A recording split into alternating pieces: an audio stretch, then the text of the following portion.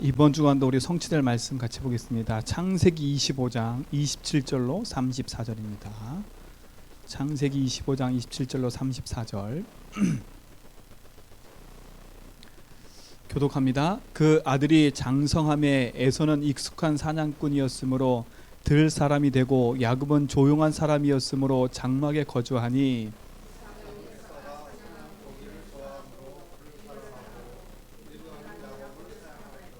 야곱이 죽을 쑤었더니 에서가 들에서 돌아와서 심히 피곤하여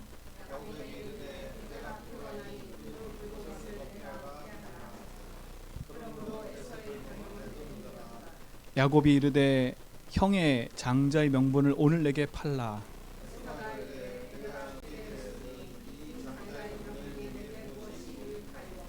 야곱이 이르되 오늘 내게 맹세하라. 에서가 맹세하고 장자의 명분을 야곱에게 판지라. 야곱이 떡과 팥죽을 에서에게 주매 에서가 먹으며 마시고 일어나 갔으니 에서가 장자의 명분을 가볍게 여김이었더라. 하나님이 주신 약속의 말씀들, 그 말씀을 가볍게 여기는 사람, 그렇죠? 또 그 말씀을 내 것으로 붙잡고 그것을 언약으로 이루는 사람. 우리 모든 성도님들은 그 응답에 어느 대열에 서 있는지를 확인해야 됩니다. 야곱이 아브라함의 가문의 흐름 속에 있는 사람이에요. 그렇죠? 이삭의 아들이었다니까요. 그것도 장자로. 근데 오늘 성경에 보니까 그 장자인 에서가 어떤 생각을 갖고 있어요? 내게 주신 그 장자의 명분과 그것을 가볍게 여겨버리는 거예요. 그럼 뭘 또 가볍게 여겼다는 거예요? 하나님이 할아버지 아브라함을 통해서 이삭을 통해서 자기에게까지 흘러내려오는 그 복음에 대한 흐름을 망각했다는 거예요. 그러니까 정말 우리는 이것을 보면서요, 우리 자신을 한번 잘 점검해 보셔야 돼요. 우리가 늘 복음을 듣다 보니까 그냥 익숙해져 있을 수 있어요. 그렇죠? 우리가 늘 하나님의 말씀을 듣고 예수는 그리스도라고 말하니까 우리는 익숙해질 수 있다니까. 제가 어제 결혼식 가서요, 깜짝 놀랐어요. 우리 집사님이 참 성령님도 받으신 거라. 저한테 아무것도 없었고 집사님도 그 순서를 모르셨대. 그 집사님도 보니까 주례자가 있는지 몰랐대요. 근데 가보니까 주례자가 있는 거라. 근데 가가지고 기도하다 보니까 이 중요한 자리에 복음이 선포돼야 되는데, 그래가지고 제 순서를 넣어야 된다고 1시간 동안 싸웠다 그러더라고. 1시간 동안. 이미 순서는 짜여 있고. 만약에 집사님 알았다면 얘기했을 텐데 모르고 갔어요, 집사님도. 저도 들어가자마자 우리 집사님이 축복 기도해달라고 해서 좀 깜짝 놀랐어요. 근데 집사님 성령인도 받으신 거지요. 저는 주례자가 누군가 했더니 목사님이시더라고요. 목사님 주례를 하시는데 하나님에 대한 얘기 하나도 안 해요. 행복이란 주제로 말을 하시는데 그 행복의 주체가 그리스도가 되시고 복음이 돼야 되는데, 하나님이 돼야 되는데, 그래 그리스도 말하는 걸 말 안 하는 건 제가 봐준다가 쳐요. 행복의 주인이 하나님 아닙니까? 하나님에 대한 얘기를 하나도 안 하세요. 성경 한 구절 안 읽어요. 이 두 중요한 부부가 결혼해서 한 가정을 이루는데 축복을 해주려면 말씀을 갖고 축복을 해줘야죠. 저는 그분을 비판하자는 말이 아니에요. 지금 현장을 본 거예요. 현장을 본 거라니까요. 얼마나 감사해요. 그래도 제가 마지막에 나가가지고 한 5분 구원 얘기를 하고, 그치요, 영접하고 전체가 다 있을 때 그거 보면서요, 야 이게 한국교회구나 진짜로. 복음이 없다 했는데 야 이건 진짜 복음이 진짜 없어지구나. 저보다 연배가 많으세요. 그럼 수많은 결혼식을 주례했을 거 아닙니까? 야 진짜 우리는 너무 복음을 듣다 보니까 익숙해질 수 있는 거예요. 우리 사랑하는 우리 모든 제자백교 성도님들, 진짜 익숙한 복음 되지 말고 그 복음을 가치 있게 언약으로 붙잡고 믿음 안에 승리하시기 바랍니다. 속으면 안 돼요. 우리가 늘 듣고 매일 새벽에 듣고 매일 들으니까 우리는 그게 그냥 익숙해진 것처럼 사지만 현장에서는 한 번도 복음을 못 들어본 거예요. 제가 어제 그 현장 갔다 오면서 더 마음에 그래, 복음 말해야 되겠구나. 복음이 희미해지고 복음이 없어진다고 말을 하는데 야, 이게 진짜 현장이구나. 아마 같이 갔던 분들은 다 봤을 거예요. 현장이니까요. 우리 제자매께 모든 성도들 진짜 이 약속을 이거 언어로 딱 붙잡고 이 시대에 원하는 게 뭔지를 정확히 알고 누리길 바랍니다. 에서처럼 그냥 가볍게 여겨버리고 우습게 여겨버리는 복음이 아니라 그 복음이 나의 영원한 복음 되고 응답을 누리지 바랍니다. 자, 이 시대의 문제는 돈 문제가 아니에요. 이 시대 문제는 행복이 없는 게 문제가 아니에요. 그렇죠? 이 시대 문제는요. 그 뉴스에서 여러분 봤겠지만 두 한의사 부부 가정이 한 날 다 죽었어요. 그렇죠? 자식들 다 죽이고 아내 죽고 본인도 자살하고. 근데 그것을 뉴스에 딱 보니까 뭐라 하겠냐? 아, 이 사람들이 돈 때문에 그렇다. 그 보여지는 문제잖아요. 돈 문제가 보여지는 거잖아요. 근데 그걸 또 뒤에서 파고 보니까 돈이 대해서 그렇게 힘든 사람이 아니래. 알고 봤더니. 근데 언론에서는 뭐라 얘기해요? 돈 문제래요. 보여지는 문제니까요. 드러난 문제 아닙니까? 둘 다 부부예요. 의사예요. 한의사예요. 야, 제가 그거 보면서요. 야, 이게 지금 시대의 문제가 많은 사람이 돈 문제라 그러고 행복이 없다 그러고 사람 때문이라 그러지만 이 시대의 문제는 돈 문제, 행복이 없는 문제가 아니구나. 이 시대의 문제는 뭐예요? 그래서 정확하게 서론에 이 시대의 문제가 뭔지를 정확히 알아야 돼요. 이 시대의 문제는 돈 문제가 아니에요. 이 시대의 문제는 무슨 문제예요? 인간이 하나님을 떠나 있는 게 문제예요. 그래서 이 땅의 모든 문제는 하나님 떠나서 온 문제예요. 그렇죠? 영적 병에 걸려 있는 거예요. 그래서 인간이 어디 가운데 빠졌어요?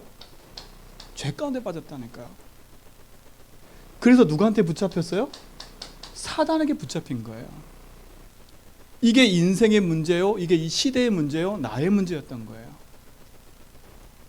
근데 여기서 그 어떤 거로도 빠져나올 수가 없어요. 그래서 하나님이 여기서 빠져나올 수 있는 답을 주셨어요. 그 답이 뭐예요?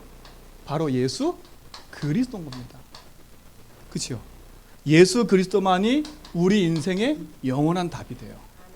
그러면 왜 예수 그리스도가 영원한 답이 될까요? 이 땅의 문제가 돈 문제라면 돈을 해결하러 오셔야 되지요. 이 땅의 문제가 사람 문제라면 사람 문제를 해결하러 오셔야 되겠지요. 근데 이 땅의 문제는 하나님 떠난 게 문제인 거예요. 그래서 하나님이신 예수님이 그리스도로 오셔서 하나님 떠나 있는 문제를 해결하신 거예요. 하나님 만나는 뭘 여셨어요? 길을 열어주신 거예요. 그래서 그리스도가 답이라는 거예요. 그분은 우리 인생의 선지자가 되셔서 하나님 떠나와 있던 모든 인생의 문제를 해결하신 거예요. 그래서 영이 죽은 우리 인생을 그리스도께서 오셔서 다시 살려주신 거예요. 인생의 문제는 하나님을 만나야 돼요. 그렇죠?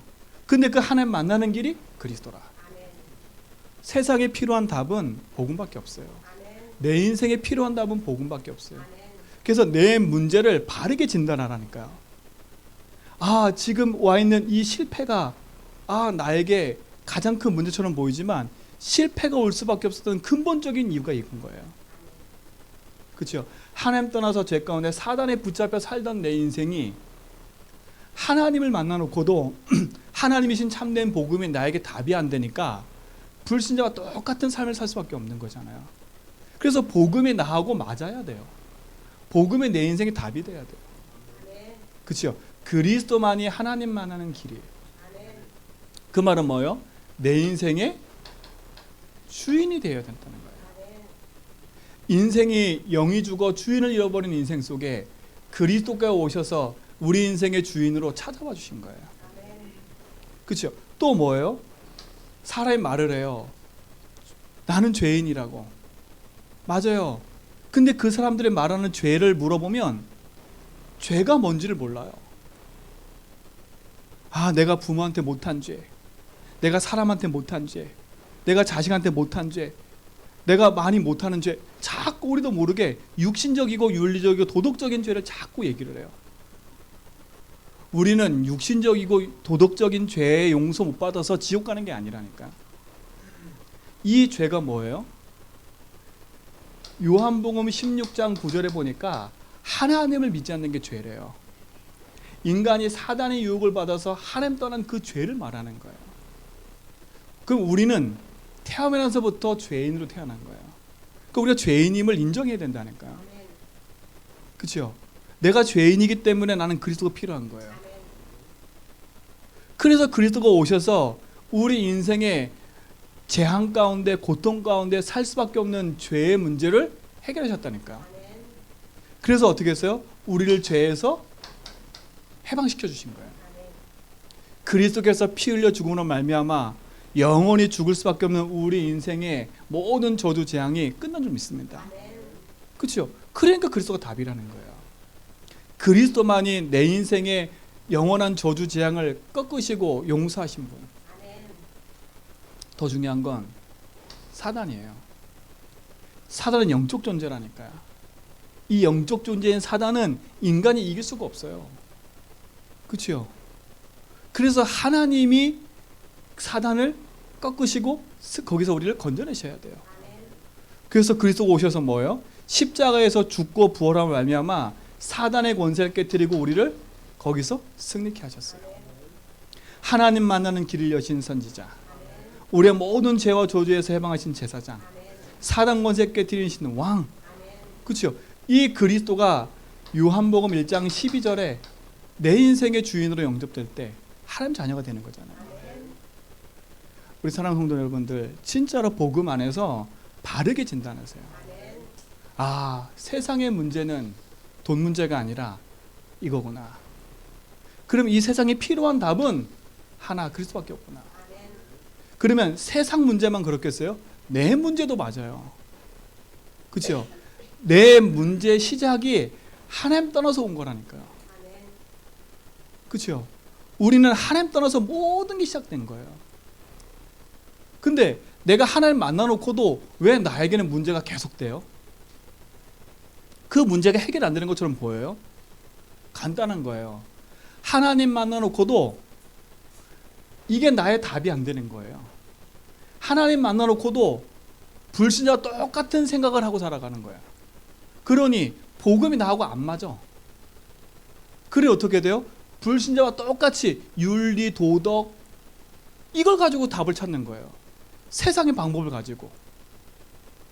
그래 어떻게 돼요? 구원 받아놓고도 불신자와 똑같은 상태 속에 들어가 버리는 거라.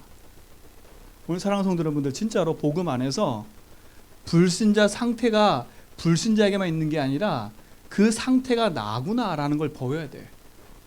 그래서 내가 복음이 필요하구나. 오늘도 내가 왜 이 예배 자리에 왔어요? 인터넷으로 보면 되는데.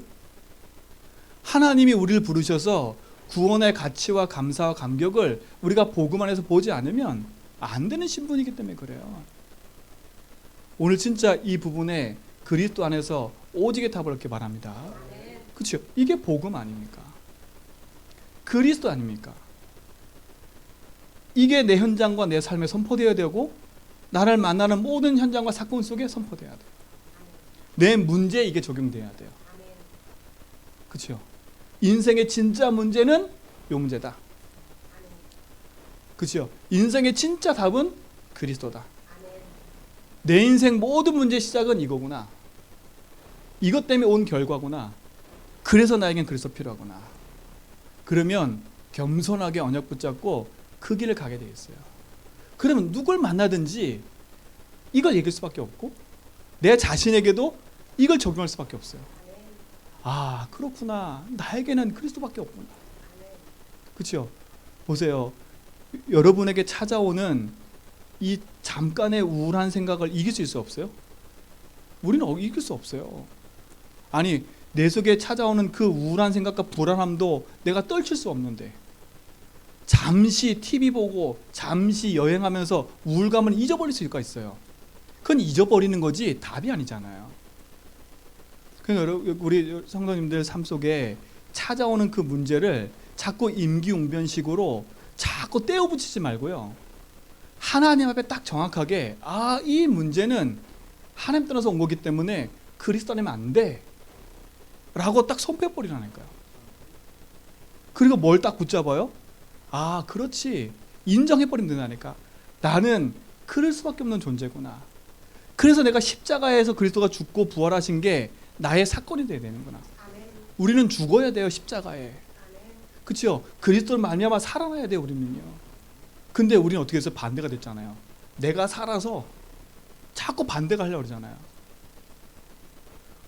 복음의 약속을 붙잡고 믿음 안에서 승리하시 바랍니다. 왜 이게 중요하냐? 오늘 말씀과 너무 연결되는 거예요. 너무 연결되는 거예요. 이게 왜 이렇게 중요하냐? 오늘 제목과도 너무 중요한 거예요. 오늘 제목이 뭐예요? 내가 가지고 누릴 정체성이에요. 내가 가지고입니다. 가지고. 그치요? 그리고 뭐 하라고요? 누릴 겁니다. 그게 다 뭐라고요? 정체성이에요. 여러분은 무엇을 갖고 계세요? 무엇을 누리고 있어요? 그게 내 정체성이라니까요. 그렇죠? 내가 가진 것을 내가 누리는 그 삶을 사는 거라니까요. 그러면 내가 무엇을 가지고 있는 걸 점검해보면 되잖아요. 그럼 나는 그것을 진짜 누리고 있는지만 알면 나는 그 응답 안에서 정체성을 가져라 안 해도 생기게 돼 있어요. 오늘 에서는 이걸 놓친 거예요. 본인이 가지고 있는 게 뭔지를 잃어버렸어. 본인이 누려야 될 게 뭔지를 잃어버렸어. 본인이 가진 게 뭐라 생각했어요? 익숙한 사냥꾼이야. 그러니까 자기는 사냥을 잘해. 모든 사람이 볼 때 멋있는 사람이야. 그러니까 그걸 가지고 누렸어요. 그러니 뭐예요? 정체성 자체가 복음의 흐름 속에 있는 게 아니라 세상의 흐름 속으로 갈 수밖에 없어요. 세상에서는 인정받았겠지요, 에서가. 그 이삭도 나이가 들면서 조금 눈이 희미해졌나 봐. 그렇죠? 분명히 하나님 말씀이 약속했거든. 둘째가 첫째보다 앞설 거라고 얘기했거든. 그러면 정신 차리고 누구한테요? 야곱한테 메시지를 주고 해줘야 되잖아요. 오늘 성경에 뭐라 그래요? 이삭은 누굴 사랑해요? 에서를 사랑해. 왜 에서를 사랑해요? 사랑할 이유가 있어요. 뭐라 했어요? 성경에 보니까 에서가 가가지고 사냥한 고기 너무 맛있으니까, 그 뭐야? 육신이야, 육신. 그렇죠? 너무 맛있으니까 누굴 사랑해? 에서 사랑하는 거예요. 그럼 지금 리브가는 야곱을 사랑해서 둘이 편갈라다? 지금 그 얘기를 하는 게 아니잖아요. 그 얘기한 거잖아요. 그러니까 보세요. 복음의 약속이 나에게 어떻게 흘러와 있냐가 너무 중요하고, 진짜 내가 무엇을 가지고 누리냐가 너무 중요한 거야.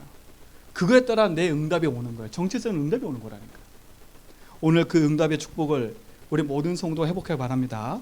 자, 그럼 첫 번째, 오늘 우리가 성경을 통해서 분명히 볼 건, 나는 어느 흐름에 있는가, 어느 흐름 속에 있는가를 알아야 돼. 이걸 점검해야 돼. 나는 어느 흐름 속에 있지? 나는 에서의 흐름 속에 있는 사람이냐? 그렇죠? 나는 진짜 하나님이 주시는 복음의 흐름 속에 있는 사람이냐? 이 두 가지를 점검해야 돼요. 에서는 똑같이 둘 다 누구의 후손이었어요? 아브라함이 할아버지예요. 그렇죠? 그 아브라함의 누구예요? 아들? 이삭의 아들들이었다니까. 그럼 아브라함이 누구예요? 아브라함이 누구였어요? 창세기 12장 1절로 3절에 보니까 그 하란 땅에 살던 아브라함, 저 갈대아로 살던 아브라함을 불러냈어요. 불러서 어디 가라 그랬어요? 가나안 땅 가라 했어요. 가나안 땅이 어떤 땅이에요? 메시올 땅, 언약의 땅이라니까. 그럼 보세요. 가나안 땅이 어떤 땅인가 보려면 첫 번째 볼 게 있어요. 창세기 3장으로 말미암아 인생의 모든 문제가 시작됐어요. 그렇죠? 인생의 모든 문제가 됐다니까. 근데 여기서 하나님이 주신 답이 뭐예요? 창세기 3장 15절에 여자의 후손의 답을 주셨어요. 그치요? 자, 보세요. 점점 구체화되는 걸 보세요. 이때는 그냥 막연했다니까? 여자의 후손이 올 거야. 그치요? 그리고 나서 21절에 뭐 했어요? 이 약속을 매일 네 속에 가지고 살아라 그래서 가죽을 지입했다고. 그런데 이 약속이 아담과 하와에게 전달돼서 지속적으로 전달돼 가야 되는데 이게 또 끊겨버려요. 그래서 어떤 시대가 와요? 창세기 6장에 보니까 네피림의 시대가 오는 거예요. 그렇죠? 우상이 주인 돼버리고 사람이 주인 돼버리고 인간이 육신이 돼버렸어요. 이때 하나님 주신 답이 뭐예요? 창세기 6장 14절에 방주. 그렇죠? 세상의 문제는 화려하고 여러 가지로 많은 것을 가지고 살아가면서 많은 문제를 일으키지만 하나님 딱 볼 때는 한 가지가 문제였어요. 네피림. 그들이 하나님 떠나서 뭐가 됐어요? 육신이 되어 있는 상태. 그때 주신 답이 뭐예요? 방주. 이걸 누가 붙잡았어요? 노아가. 그렇죠? 그 시대의 노아는 그 시대의 현장을 보고 나의 문제를 알았어요. 그리고 방주를 지었어요. 그러니까 어떻게 해요? 그 시대의 문제가 노아에게는 문제가 안 됐어. 이게 답이니까요. 자, 근데 보세요. 그렇게 살아나와서 또다시 세상에 모든 인류가 퍼져졌어. 근데 또 문제가 왔어요. 그 문제가 뭐예요? 창세기 11장에 바벨탑을 쌓아버리는 거야. 바벨탑 쌓아버리는 거야. 하나님 뭐라 그래요? 이들이 한 언어를 가지고 살다 보니까 안 되겠구나. 그래서 어떻게 했어요? 하나님 흩어버리신 거야. 흩어버리면서 하나님이 약속한 이 언약들을 이루기 위해서 자, 여자의 후손을 보내야 되잖아요. 그렇죠? 그러면 사람이 몰고 오셔야 돼. 그럼 한 민족을 택해야 된다니까요. 한 민족 중에 누굴 택해야 돼요? 한 가문을 택해야 돼. 그 택함 받은 가문이 어딘 가문이에요? 아브라함의 가문인 거예요. 그러면 이 아브라함의 가문은 아주 중요한 가문이에요. 한 민족 중에서도 한 가문, 아브라함. 복음이 끊기고 복음이 없어질 때마다 하나님 복음을 회복시켜서 그것을 이루시고 현장을 살려냈잖아요. 그럼 아브라함은 지금 어떤 사람으로 부름받은 거예요? 하나님의 언약과 복음을 이어가는 흐름의 대열 속에 중요한 선두주자로 세운 거예요. 그렇죠? 이때 창세기 12장 1절로 3절 하나님이 아브라함을 부르신 거예요. 가나안 땅. 그러면 아브라함에게는 뭐가 각인돼 있어요? 지금 이 앞에 것이 딱 머릿속에 각인돼 있는 거예요. 왜 하나님 가나안 땅 가라 그랬지? 가나안 땅 갈 이유. 지금 인류 문제가 돈 문제가 아니구나. 아, 그렇구나. 지금 창세기 3장 11장 하나님 떠나서 이 세상의 모든 것이 시작됐구나. 하나님 그래서 메시아 보낼 거구나. 그렇죠? 그 약속을 붙잡고 인도받은 사람이라니까요. 근데 이 흐름 속에 있는 이삭은 이걸 한 번에 봤어요. 그렇죠? 창세기 22장에 이삭 대신 순양. 그 사건 이후로 이삭은 어떻게 됐어요? 하나님 신 약속 붙잡고 가는 곳마다 100배의 축복을 다 얻어버려요. 셈의 근을 얻어버려요. 그런 이삭의 후손이라니까. 그럼 뭐겠어요? 이 에서는 이 흘러오는 복음의 흐름을 봤어요? 못 봤어요? 알았지만 이것이 나와 상관이 없는 거예요. 이게 무서운 거라. 상관이 없어, 이 복음이. 에서에게는.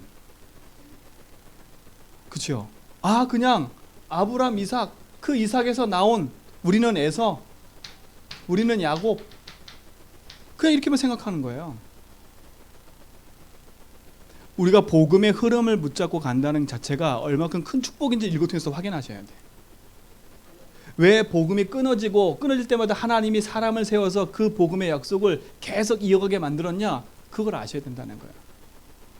제가 서론에 얘기했잖아요. 지금 한국 교회가 진짜 복음이라는 거를 말하지 않고 있다고. 근데 그 말하지 않는 게 이 시대만이 아니라 벌써 오래전부터 반복되어 왔던 문제들이라. 반복됐던 문제들이에요. 어떻게 반복되어 왔어요? 그 흐름 속에 있으면서 에서와 같이 그냥 가볍게 여겨버리는 거예요. 복음을 가볍게 여기고 말씀을 가볍게 여기고, 그러다 보니까 세상께 더 커 보이고 세상의 말밖에 할 수밖에 없는 거예요. 우리조차도 세상 것이 커 보이고 세상의 말을 계속하고 산다면 우리 인생은 가능이 없어요. 그러니까 보세요. 이 복음의 흐름이 계속 전달되고 가잖아요. 이 복음의 흐름 속에 있는 가문이라니까. 근데 그 흐름의 가문 속에 에서는 들었어요, 안 들었어요? 들었을 거라니까, 어렸을 때부터. 왜요? 에서 야곱 낳았을 때 아브라함이 살아 있었어요. 그리고 이삭도 분명히 자기가 이삭 대신 순양이라 생각했기 때문에 자녀에게 이걸 전달했을까요, 안 전달했을까요? 전달했다니까요. 이 흐름의 얘기를 했을까, 안 했을까요? 했다니까요. 근데 뭐예요? 에서는 이 흐름 자체를 망각해버리는 거예요. 그럼 결국 어느 흐름으로 가버렸어요? 세상의 흐름으로 가버린 거예요. 오늘 이걸 보면서 나는 어느 흐름에 있는가 생각해 봐야 돼. 내가 교회 다니고 내가 장로고 권사고 이게 중요한 게 아니에요. 지금 내가 어느 흐름의 대열 속에 그 흐름의 언약을 붙잡고 가고 있냐. 내가 만난 이 복음이 어떤 복음이고 내가 가진 이 복음이 어떤 복음인 줄 알아야 돼요. 그렇죠? 그러니까 우리가 늘 듣는 복음이 너무 가치없게 여길 수도 있다니까. 근데 제가 이걸 보면서요, 맞다. 진짜 그 가문에 살아도 에서는 놓치게 돼 있는데 하나님이 그 에서가 놓친 복음을 내가 알게 하시고 그 복음의 흐름 속에 지금 살게 하신 게 얼마나 감사해요. 이게 축복 중에 축복 아닙니까? 우리 점검해야 돼요. 나는 어느 흐름에 있는가? 나는 에서의 흐름에 있는가? 나는 복음의 흐름인 야곱의 흐름 속에 있는가? 그러니까 보세요. 야곱이 복음의 흐름 속에 있으니까 거짓말하고 괜찮아. 인본주의 써도 괜찮아. 그렇죠? 조금 고생은 해. 근데 어떻게 해요? 이 야곱이 자기가 인본주의 썼던 모든 것들을 깨닫게 됐다니까요. 야복강가에서. 아, 그렇구나. 지금까지 내가 하나님의 약속과 언약의 흐름에 와서 복음의 인도받기보다는 뭐 했어요? 내 열심으로 이걸 붙잡았구나. 근데 창세기 가가지고 야복강가에서 뭐요? 이 모든 걸 고백해버린다니까. 그럼 보세요. 하나님이 우리를 그리스도를 알게 하시고 복음을 알게 한 건 은혜예요. 그러면 그 은혜의 복음을 우리가 붙잡고 언약 따라 인도받다면 하나님 반드시 야곱과 같이 우리 삶 속에 그 복음이 맞아지는 응답을 우리가 허락하실 거라는 거예요. 그러면서 오늘 점검해 보셔야 돼. 나는 어느 흐름에 있는가? 내게 흘러온 이 복음의 흐름이 얼마큼 가치 있는가? 그걸 알아야 돼요. 그렇죠? 이렇게 흘러온 흐름은 어떻게 됐어요? 계속 이어져 가잖아요. 창세기 3장 문제부터 시작해서 시작된 문제가 아브라함, 이삭, 야곱을 통해서 복음의 꽃을 피워요. 요셉에게 꽃을 피워요. 그런데 또 이 복음이 희미해지고 없어져 버려요. 이스라엘 민족이 어떻게 돼버려요? 애굽이란 나라의 노예가 돼버리는 거예요. 자, 복음의 흐름이 끊기고 복음의 약속이 희미해지니까 어떻게 돼요? 세상의 노예가 될 수밖에 없는 거예요. 세상의 문제 가운데 장악될 수밖에 없는 거예요. 복음이 내게 답이 안 되면 세상의 문제가 더 커 보여요. 복음이 더 커 보여야 되는데 세상의 문제가 더 커 보이니까 복음이 나하고 안 맞아. 그게 너무 힘든 거예요. 지금 이스라엘 민족이 그 상태가 돼버린 거라. 그렇죠? 그런데 그때 하나님이 모세를 통해서 뭘 회복시키세요? 출애굽기 3장 18절 끊긴 복음을 회복시키시는 거라. 그 끊긴 복음을 알고 선 모세를 하나님이 사용할 수밖에 없는 거예요. 그러면 이 시대에 하나님이 이 현장을 보면서 진짜 그 복음의 약속이 내게 와 있고 그 복음이 끊긴 현장을 알고 기도하고 있다. 하나님이 모세와 같이 우리를 쓰실 수밖에 없는 거죠. 이 축복의 대열에 우리 모든 성도가 서기 바랍니다. 모든 성도가 서야 하니까. 자, 근데 보세요. 이 약속이 지속돼 가야 되는데 또 지속이 안 돼요. 하나님 마음을 애타는 거야. 복음이 끊기고 또 끊기면 다시 보내고, 이게 하나님 약속이라니까. 근데 어떻게 돼요? 포로 시대 위에 또 어떻게 돼요? 노예 시대에 어떻게 돼요? 이스라엘 민족이 조용히 포로가 돼버리는 거야. 이때 하나님이 이사야 7장 14절에 하나님이 복음을 회복시키세요. 그렇죠? 누구에게요? 이사야를 통해서. 하나님이 회복한 복음, 그 복음을 회복한 이사야. 근데 보세요, 복음을 회복한 이사야는 어떻게 됐어요? 자기 민족들에게 핍박당하고 죽임을 당했다니까. 근데 죽임을 당한 게 문제예요? 그게 문제가 아닌 거예요. 하나님이 이사야를 통해서 복음을 회복시키는 그게 너무 중요한 거라. 오늘 그 흐름의 응답 속에 우리가 있게 될 줄 믿습니다. 자, 근데 보세요. 이게 또 끊겨요. 또 끊기니까 어떻게 돼요? 예수님 오실 당시에 속국이 된 거야. 로마라는 나라에. 우리가 복음을 놓치면 요 상태가 돼요. 우리가 복음을 희미하고 복음이 내 삶과 안 맞으면 요 상태가 그대로 되는 거예요. 창세기 3, 6, 11은 나에게 그대로 있고요. 사단이 가져다준 인생의 12가지 문제 속에 내가 그대로 빠져서 노예 포로 속국된 인생이 돼버려요. 그때 누가 오셨어요? 그리스도가 오셨다니까. 이 그리스도를 붙잡은 누구요? 초대교회 사도들과 초대교회를 통해서 하나님 복음을 회복시켜버렸어요. 여러분, 무엇을 붙잡냐예요. 그리고 그 붙잡고 내가 어느 흐름 속에서 지금 이 복음이 나에게까지 흘러간지를 알아야 돼요. 우리에게 복음이 회복된 이 복음은요, 성경을 보면 끊겼다 회복됐다, 끊겼다 회복됐다, 끊겼다 회복됐다, 이게 계속 반복되면서 온 거예요. 근데 애타게 그 언약을 붙잡은 사람을 통해서 하나님은 또다시 그 일을 하시는 거예요. 오늘 이 축복이 우리 모든 성도의 삶 가운데 있게 될 줄 믿습니다. 그렇죠? 그래, 축복이라. 이 복음의 흐름이 어떻게 흘러가는 거 보세요. 에서가 놓친 복음, 그 복음의 흐름이 야곱을 통해서 어떻게 흘러와서 우리까지 왔는지. 그렇죠? 초대교회 사도와 바울을 통해서 하나님이 복음 운동을 계속 일으켜 가셨어요. 결국 로마라는 나라가 복음됐죠. 그런데 그 복음이 흘러 왔는데 이 복음이 또 끊겨버려요. 그래서 어느 시대를 맞이해요? 중세 시대를 맞이하는 거예요. 근데 아이러니하게도 중세 시대는요, 세상적으로 모든 게 꼽히는 시기였어요. 그렇죠? 모든 게 꼽히는 시기였어요. 그러다 보니까 교회도 어떻게 돼버려요?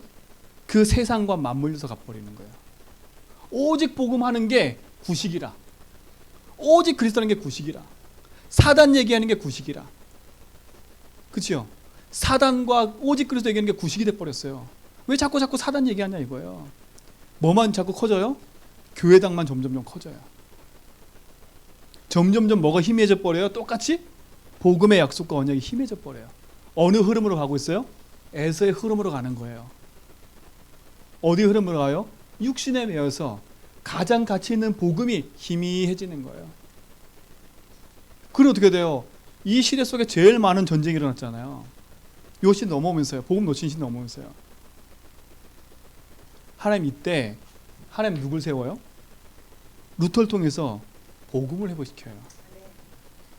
그렇죠? 오직 의인은 믿음으로 말미암아 살리라 하는 그 복음을 회복시킨다니까. 보세요. 하나님의 주신 약속의 흐름을 다시 회복하는 거예요. 이 회복된 복음은요, 피 터지는 회복이에요.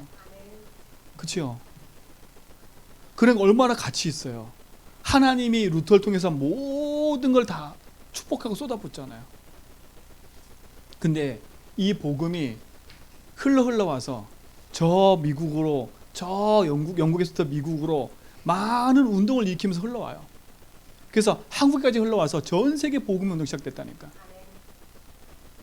근데 이렇게 흘러 들어온 복음이 한국에까지 들어왔잖아요. 그렇죠? 근데 한국에 들어온 그 복음이 어떻게 돼요? 들어왔는지 아셔야 된다니까요. 처음에 한국에 들어왔을 때, 우리 한국에 왔을 때 완전 미지의 세계인 거예요.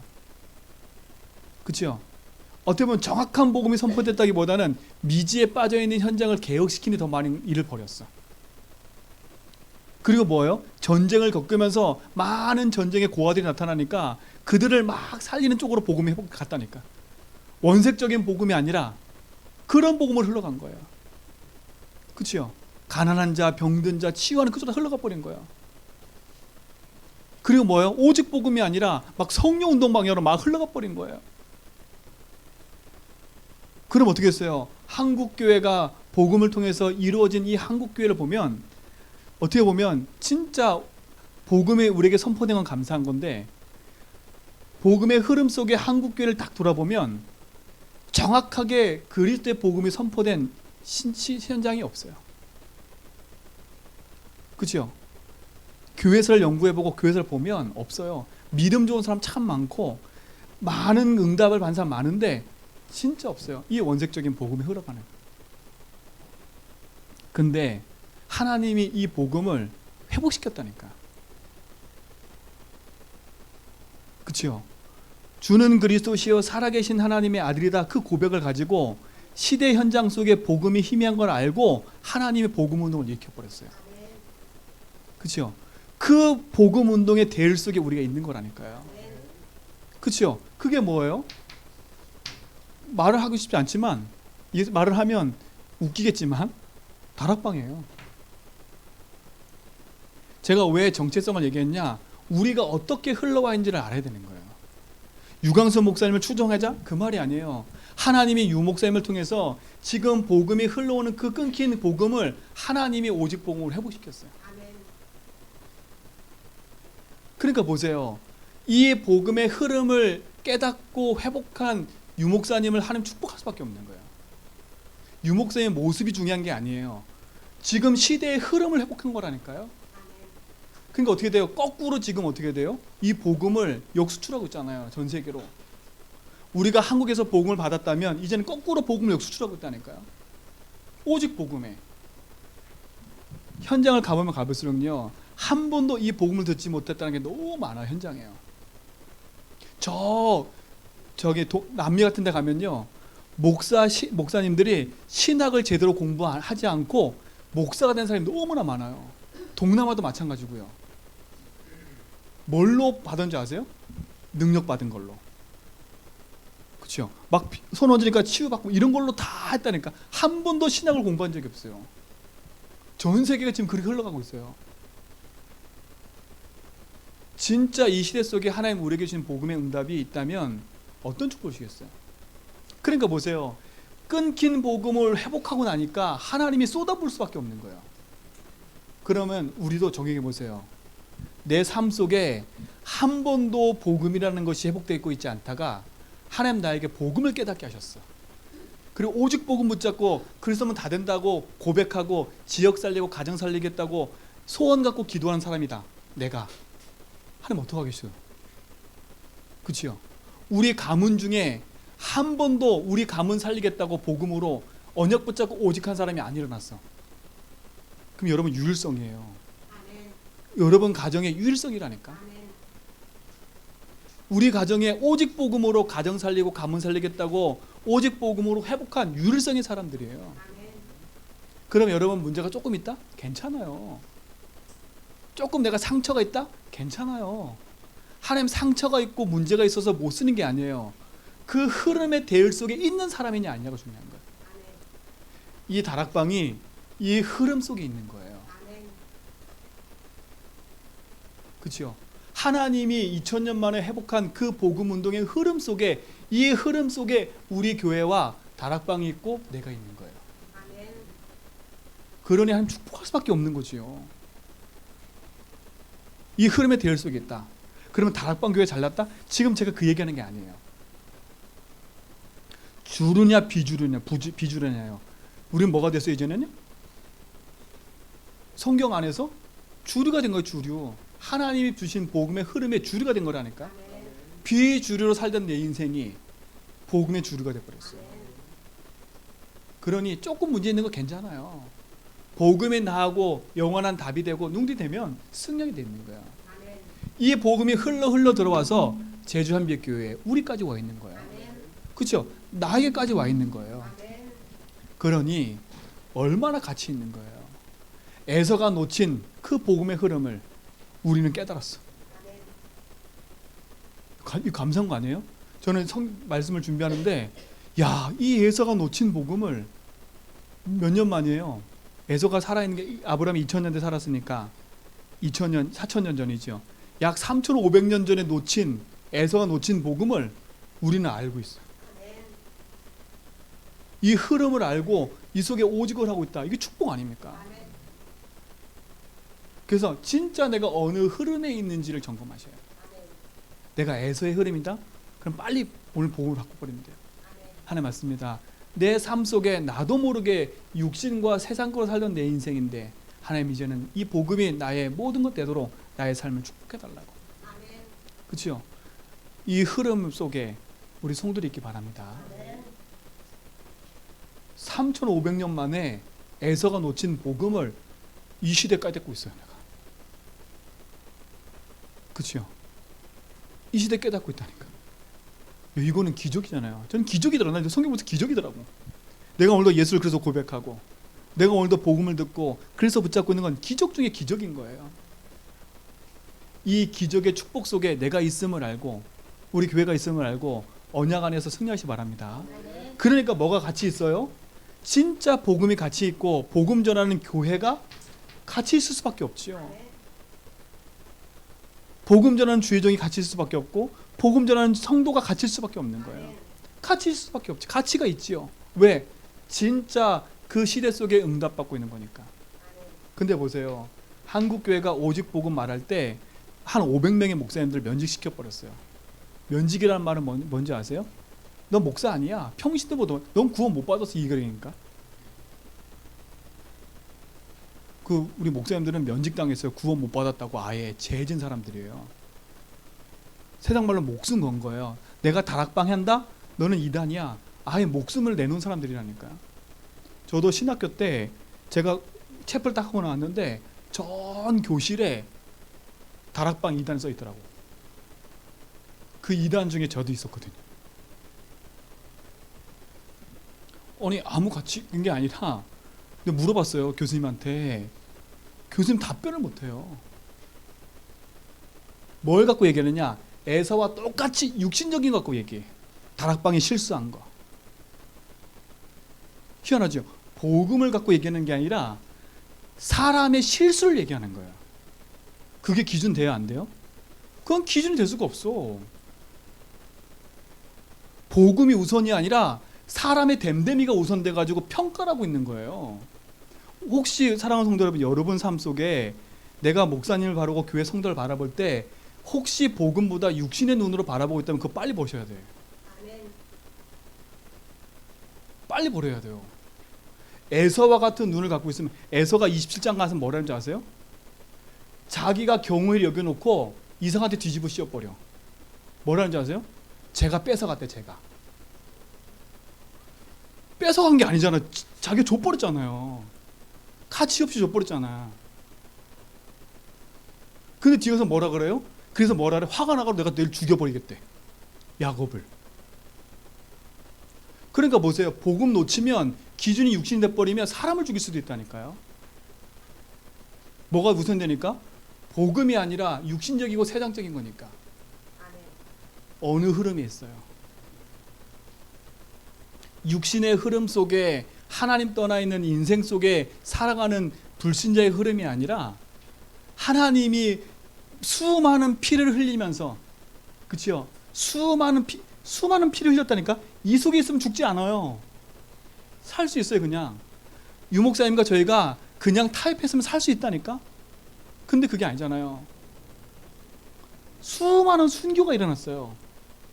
근데 이 복음은 수많은 순교를 통해서 이어져 왔어요. 그래서 교회가 같이 있는 거예요. 성도가 같이 있는 거예요. 죄전뵙게 모든 성도가 같이 있는 거예요. 그러니까 우리의 기준은 육신적인 삶이 아니라 복음의 기준이에요. 교회 살리고 현장 살리는 축복 누리시 바랍니다. 그죠? 너무 소중해요. 너무 소중해요. 그죠? 너무 소중해요. 그 흐름 속에는 정체성이에요. 우리가 지금 어떤 흐름에 있어요? 그러니까 정말 우리는 어떻게 보면 축복의 통로에 얻어 걸린 거야. 나와 상관없이 그 주류 속에 들어와 버린 거야. 그렇잖아요. 나와 상관없이 이 주류 속에 들어와 버렸다니까. 하나님이 복음을 깨닫게 하시고 복음 속에는 오직을 알게 하셔서 이 응답의 자리에 나를 세우신 거야. 이게 은혜잖아요. 내가 들어오고 싶어 들어왔어요? 아니잖아. 그러니까 우리는 복음의 가치를 붙잡고 살아가야 돼. 교회뿐만 아니라 그러니까 내가 가치 있는 거 아닙니까? 복음 안에 재해석된 나. 나는 어느 흐름에 있겠습니까? 진짜 오늘 이 흐름에 있는 나 맞다면 여러분 복음 안에 자부심 가지세요. 그렇죠? 자부심 가지세요. 이 축복의 증거를 누리시 바랍니다. 그럼 두 번째, 내가 가지고 누릴 나의 정체성은 뭐냐? 그러면 내가 가지고 누릴 나의 정체성은 뭐냐 이거예요. 그럼 답 나왔어요. 내가 가질 게 뭐예요? 복음인 거예요. 그렇죠? 내가 가진 건 복음인 거예요. 자, 복음의 눈으로 보냐? 자, 복음을 누리는 삶이 돼야 돼, 그렇죠? 근데 복음의 누림이 없으면 기준이 뭐가 돼버려요? 삶이 돼버려요. 정체성을 누리고 가질 때 이 두 가지가 너무 중요해. 기준이에요, 기준. 내가 가지고 누리고 있는 기준이 복음이냐 아니면 세상에서 말하는 삶이냐 이거예요. 내 자신을 바라볼 때도 세상의 삶으로 나를 자꾸 점검하면 나는 자꾸 죽을 인생이라. 오늘 이 시간부터 우리 모든 성도들은 복음으로 모든 삶을 회복하기 바랍니다. 그렇죠? 기준이 복음이에요. 내 삶의 모습이 조금 연약해도 괜찮아요. 그것 때문에 복음을 못 누리고 그것 때문에 전도자의 삶을 못 살고 그것 때문에 하나님이 주신 축복을 놓치고 사는 게 아니거든요. 우리가 가지고 누릴 건 복음이에요. 그 복음은 뭐예요? 예수가 그리스도 되신 게 복음인 거예요. 그렇죠? 왜 예수가 그리스도여야 돼요? 우리 인생은 그리스도 아니면 안 되는 절대적인 문제가 있어요. 절대 문제. 이 문제는 내 삶으로도 해결이 안 돼요. 내 깨끗하고 청렴된 삶으로도 해결이 안 돼요. 내 바른 생활로도 이 문제는 해결 안 돼요. 그러니까 자꾸 여러분 사람들을 놓고 내 기준에 맞춰서 바르게 자꾸 그 사람을 코치하려고 하지 마세요. 우리는 내 기준을 갖고 살 수 있는 인생이 아니에요. 그렇죠? 인생의 절대 문제가 뭔지를 모르면 우리의 기준이 삶이 돼버리기 때문에 답이 복음이 아니라 삶에 대한 방법을 자꾸 얘기를 하는 거예요. 그릴 뭐밖에 안 보여요? 아유 저 사람은 저래. 그러니까 어떻게 돼요? 제가 뭔가 실수하면 여러분의 복음의 눈으로 안 보잖아요. 그럼 제가 뭐 실수했다. 그럼 삶으로 보잖아요. 여러분 삶 속에 아마 말씀이 안 들릴걸요. 뭐가 보여서요? 아유 씨, 저 육신적으로 저 똑바로 못하면서 맨날 복음 말하네. 근데 그 기준이 뭐예요? 이거라 이거. 그렇다고 실수를 막 하라 지금 제 말 그 말이 아니잖아요. 근데 내가 보는 눈이 그거지만 내가 나를 볼 때도 똑같은 거라. 이해가시죠? 내가 나를 볼 때 복음이 아니면 자꾸 삶으로 나를 바라봐버리면 내가 나를 죽이는 거예요. 눌려. 그죠? 내가 사람 앞에 내가 잘 살아야 돼. 내가 막 바라야 돼. 자꾸 기준이 그렇게 돼버린다니까요. 인간의 절대 문제는 돈 문제가 아니에요. 내가 삶을 바르게 사는 게 문제가 아니에요. 인생의 문제는 뭐예요? 사단이 가져두던 12가지 문제예요. 그 문제가 뭐예요? 사단 문제, 죄 문제, 하나님 떠난 문제가 인생의 절대 문제인 거예요. 그 어떤 거로도 답을 얻을 수가 없어요. 이거에 대한 절대 답은 뭐예요? 그리스도인 거예요. 사단을 이기시고 죄를 용서하시고 하나님 만나는 길을 여신 그리스도가 오직의 답이에요. 그렇죠? 이 일을 하신 곳이 어디에 그게? 십자가인 거예요.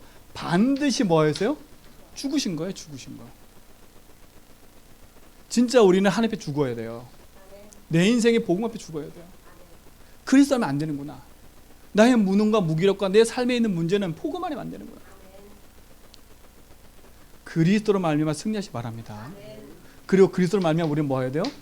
부활의 축복을 누려야 돼요. 인생의 절대 문제와 절대 복음에 대한 답을 붙잡고 승리하시 바랍니다. 이것을 가져야 돼요. 우리는 이것을 내 걸로 뭐예요? 가지고 누려야 돼요. 그래서 이것을 가지고 누리는 복음서로 들어가라. 오늘 성경에 보니까요, 에서도 들에서 왔대. 들에서 와서 심히 피곤하대. 근데 보세요, 이삭은 지난 장에 뭐라 했어요? 들에서 묵상했어. 똑같이 들로 갔다니까. 근데 똑같이 들어가서 뭐 했어요? 한 사람은 묵상해서 힘을 얻고, 한 사람은 가서 뭐 해서 들어가서 전혀 복음과 상관없는 뭘 살아요? 육신의 삶을 살아가는 거예요.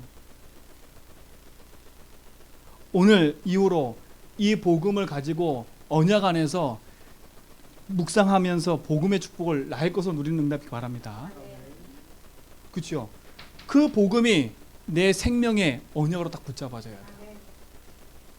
그렇죠? 그래서 뭐라 했어요? 이 복음을 누리는 키도스로 들어가라고요. 질문해 보세요. 복음이 나하고 무슨 상관이 있는지. 복음이 나하고 무슨 상관이 있지? 진짜 복음이 나의 모든 답이 맞는가? 이 문제가 진짜 하나님 떠나온 문제라고 나는 인정하고 있는가? 진짜 이 문제가 사단이 가져준 거라고 인정하고 있는가? 그렇죠? 그거 인정에 대한 복음을 오직할 수 있는 거예요. 이 오직의 복음을 누리는 참된 축복이 시작되기 바랍니다. 그렇죠? 복음과 상관 있는 삶, 이거를 여러분 삶 속에 누리고 증거하길 바랍니다. 자, 두 번째, 그럼 어떻게 해요? 복음을 누리는 삶이 된 이게 이제, 자, 써놓고 잘 보세요. 요거 두 가지만 써놓으면 또 이제 헷갈린다. 그렇죠? 요거 내가 왜 썼는지 아시죠? 요거만 써놓으면 이제 헷갈려요. 잘 구분하시라고. 내 삶의 복음을 진짜 복음으로 가지고 있는지, 나는 그 복음을 그냥 내 삶의 하나로 그냥 방법으로 가져서 삶의 기준을 갖고 나를 바라보고 있는지, 현장을 바라보고 있는지, 이건 엄청난 차이예요. 우리는 삶의 부분이 아니라 복음이 삶을 살리는 그 속으로 바뀌어야 돼. 이 축복이 증인되기 바랍니다. 그렇죠? 이 복음을 가진 나는 이제 누려야 되잖아요. 그렇죠? 뭘로 누려요? 내 삶 속에 이제는 이걸 누리는 거예요. 기도로 누리는 거예요. 오늘 들, 그렇죠? 성경엔 산, 강가, 들 얘기했죠. 그렇죠? 오늘 에서는 이 들을 어떻게 만들어 버렸어요? 이걸 누리는 걸로 만들어 버린 게 아니라 자기 육신 채우는 걸로 만들어 버렸어요. 오늘 현장에 돌아가셔서 여러분 혼자 있을 때, 조용히 있을 때 그 시간을 세상의 것으로 가지고 사는 인생 되지 말고 진짜 이것을 복음을 가지고 누리는 언약적 삶으로 바꾸는 축복이 있기 바랍니다. 그렇죠? 이 응답의 증인 되세요. 그렇죠? 이 축복 속에, 이 흐름 속에 복음을 가지고 누리는 나의 삶의 응답을 가지고 가는 증인 아닙니까? 그러면 세 번째 뭡니까?